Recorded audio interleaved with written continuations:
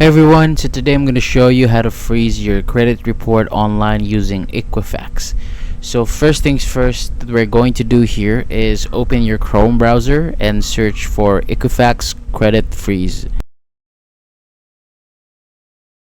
It should say something like security freeze or freeze your credit with Equifax.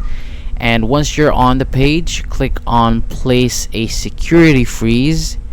And now you'll need to fill out some personal information. This includes your name, date of birth, social security number or ITIN, mobile number, and your current address, including state and zip code. Once you've set up your account and logged in your home page of Equifax, look for the freeze option. Click on that. Then you'll see the place a freeze button. Go ahead and tap that. Read through the information that they provided and about what freezing your credit means. And once you're ready, tap place a freeze again, and that's it. Your Equifax credit report is now frozen. Thank you so much for watching, and I hope this helped.